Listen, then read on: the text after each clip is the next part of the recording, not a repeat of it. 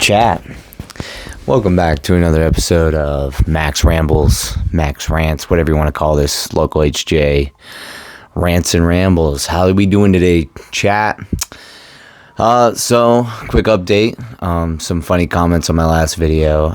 I guess, for some reason, like 100 people saw my last video. So, what's up? If you're watching this, thanks for watching. These videos are just my random thoughts about different things happening in games and pop culture and just the world.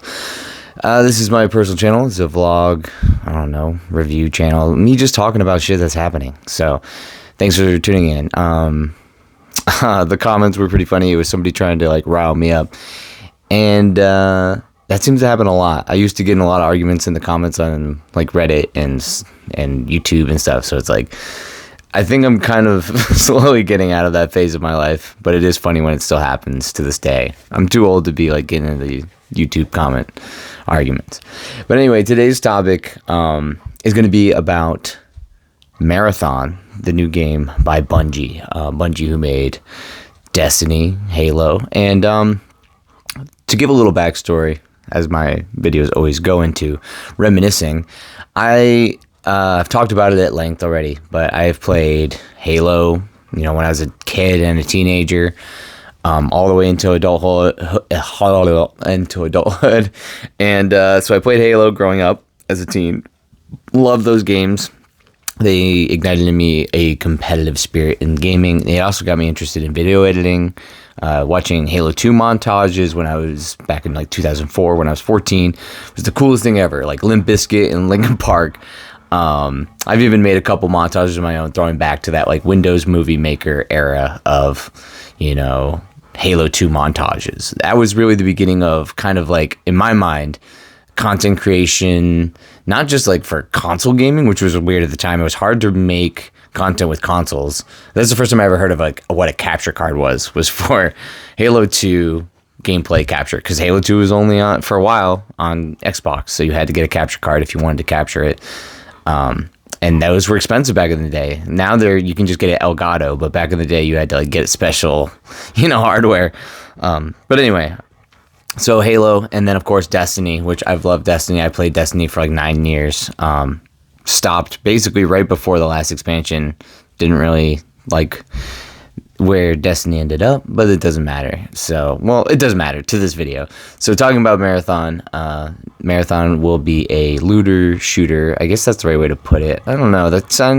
Looter shooter sounds kind of more like Apex. Maybe what's it? Extraction shooter. I think that's it. Somewhere in between the two, maybe. But extraction shooter it's like Tarkov, which it's like a game world where you load in. You collect items, loot, and you progress your character by going in, collecting these items, trying to get out and extract with items and not die. And so you can kill other players and loot their bodies, but it's player versus environment with some other players mixed in. So it's PvE, PvP mixed together. So here's the thing. It's funny. If this game was coming out right after Halo, I think I would have been amazed and loved the concept. And in a lot of ways, when I was first envisioning PvP in Destiny, I kind of imagined something kind of like this. So there would be PvP, or the Dark Zone in Division, where there would be these PvP zones where you would go in. There would be nice loot, but there's always the risk and reward of you might get robbed, basically killed and have your stuff taken. Which pretty much every time I went in the Dark Zone in Division happened to me. I don't think I ever, maybe one time, extracted successfully. But anyway, this video is not about the Division. It is about Bungie. And, there's a lot of things happening with Destiny right now. I'm not, I'm just watching from the sidelines. I don't play that game anymore. It's been over a year. And I love Destiny, but I do think how Bungie treated the PvP community, and just kind of the Destiny community in general, but specifically the PvP side, completely destroyed any confidence I had in them as a company, as a developer. And the thing is, I think gunplay, Bungie is always going to be amazing. I think Marathon will be a very fun game to play. The problem is, I just don't have any desire to play it, because I have seen how Bungie rewards my loyalty. I have been loyal to Bungie most of my life. And I know this sounds stupid. You shouldn't be loyal to a company, right? They are just here to get my money. But the thing is, Bungie felt special. And I know that's stupid, but it did feel like this kind of fan-oriented company. It would make these memes and jokes. Back in the day, before that was kind of like normal, it would adopt a lot of fan humor. You know, red versus blue being one thing. I remember when the first video of someone getting killed by a traffic cone in like Halo 2 or 3 came out, and they made a big meme out of that. Things like Recon armor, Hayabusa armor, like there's all these iconic internet things that spun out of Halo, in my opinion. That some of it's gone now, but it really was kind of a special moment in time. And I don't know. There's a lot that I think Bungie had at that moment. They had a lot of community tools in the Halo games. The clan, being in a clan and making these custom modes, custom lobbies. There was a lot of support with the file share, so you could make videos, you could make game modes, you could make maps, you could make all this stuff and share it. And Halo just had all this huge community tools. And a lot of that was gone. There was no real reason to be in a clan in Destiny, other than, you know, eventually later on they kind of solidified it in Destiny 2. But for the most part, there's like, if you compare it to the Destiny mobile game, Destiny Rising, it has a ton of clan features, and, you know, people have pointed that out. But basically, if you played Destiny for the last 9 years, and my perspective of it was as a PvP player, I was primarily invested in the Crucible. I would do raids, but it was mostly so I could get weapons to take it into the PvP. And that was always the allure of the game, is that you could do it both ways. If you wanted the PvP loot to take it into the raid, you could do that. Or if you wanted the raid loot to take it into trials, you could do that. So they never realized, or maybe they did at first and they lost it, but they never realized how important I think PvP was to it. It kept people like me invested in the game and doing other stuff, in the game that I wouldn't have otherwise. I liked raids, but in Destiny 1, I was kind of like the guy who did a raid maybe once a week, but I wouldn't do all 3 characters. Maybe we would do like the checkpoints or whatever, but you know what I mean? So the more invested I was in the PvP, the more invested I was in the rest of the game. And so I think they kind of lost that over time. You know, infamously, Destiny PvP was very crappy. I liked the original game, but then they hit the reset button in a big way in Destiny 2, and part of it was the double primary system.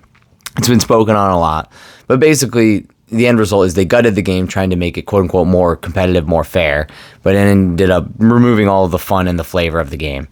And, you know, not to say that whatever they have right now is better, but, you know, there was a sauce to Destiny's success, and the gunplay is really fun, and it's not about balance, it's about fun. And it's kind of the same way with the Halo games.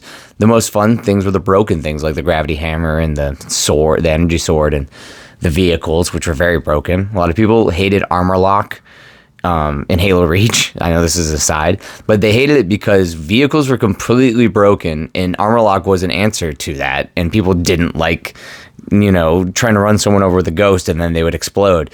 Just because in the previous game in Halo 3, you could get like 20 kill streak on a ghost and no one could do anything other than try to blow you up with rockets or whatever. So anyway, I digress. All I'm saying is that Bungie is always going to be good at making PvP shooters. What they have forgotten is how to run a long-term live service kind of game, which is funny because they pioneered it back with Halo 2 and Halo 3, and they didn't even realize it. When they were dropping map packs for Halo 2, they were setting a precedent for how to drop DLC that everything in the 360 era copied. When they were doing all these community things in the PvP lobbies, other games were copying them, like Call of Duty adding like clip features and stuff, and persistent lobbies that rolled through and kept the same people. And it's just like, you don't understand like how much Halo and then Destiny, these games established a lot, but Bungie also squandered like all the goodwill they got. And so Bungie, if you played as a PvP player, you were basically ignored for 9 years, or for me, 9 years. And like, I know they're still going. I think they're in their 11th year now. I don't play because I learned they don't care about me, even though I invest a lot of time, a lot of my passion into the community, into playing with my friends, into, you know, playing trials every weekend. they rewarded me with nothing, like basically spitting in my face by continually breaking the mode. Even in times when I felt like it was at its peak, when they were doing things the best, they would immediately break it immediately again and mess with the balance continually, scare away players, make things just generally unpleasant to play for even the people on the low end and the high end of the spectrum. It just, by the end, it was nothing. I remember when they finally dropped a couple maps and everyone celebrated and they're like, maybe this is it. Like they were turning a new leaf. Nah, because I knew the writing was on the wall when they announced Prismatic for Destiny, and all the balance was going out the window because you could tell they were just pulling out all the stops. And it was the only way they could afford to make a new subclass for Destiny. And I don't want to get too in the weeds talking about Destiny, but ultimately that decision to me was them just throwing in the towel and saying, we don't care about PvP balance. And so Bungie, over the course of 9 years for me personally, proved that PvP, which could have been like a leg, like imagine a tripod for a camera, and there's these 3 areas of the game. There's the exploration area with the patrols, and then there's the end game area with the strikes and the raid, and then there's the PvP area. And they just chopped off the PvP leg, and it just falls over. And they don't understand that the PvP leg, they thought it wasn't that important, but it really was. And they're building a whole game on PvP, which unfortunately is Marathon. Like, I know it's a looter shooter, extraction shooter, whatever you want to call it, but it is intended to be a competitive game where they want people to play it on Twitch and get the clips, and they want it to be a trendy game. So my end takeaway is I am never gonna play Marathon. Like, it's in beta, alpha, whatever right now, and I'm normally the first person knocking on the door to get into a Bungie game, especially a beta. I was in the beta for Halo 3. I was in the beta for Halo Reach. I was in the beta for Destiny. I was in the beta for Destiny 2. I was in the beta for every Halo game, except for like Halo 2, maybe. You know what I mean? And obviously Halo 1, which probably didn't have a beta, but you know what I mean? Halo 2, maybe it was the earliest game you could have played the beta. I didn't get to play that. But as soon as I was able to, I was signing up for the Halo betas. Halo 3, Halo Reach, Destiny, Destiny 1, Destiny 2. Like, I was always in the ground floor on these games because I love them with my heart and my soul. I, had friends with them that I made lifelong friends in those games. I've talked about it at length. And Bungie just never repaid me in kind for that loyalty, and I won't forgive them for that. There are other games out there, and it's just like I'm also just kind of getting burned out on games because of this. You know what I mean? Because I put all my eggs in the Destiny and the Bungie basket, and then they ended up not being worth my time, and I feel burned. Now, I should be excited for Marathon, but I just look at it and I feel bittersweet.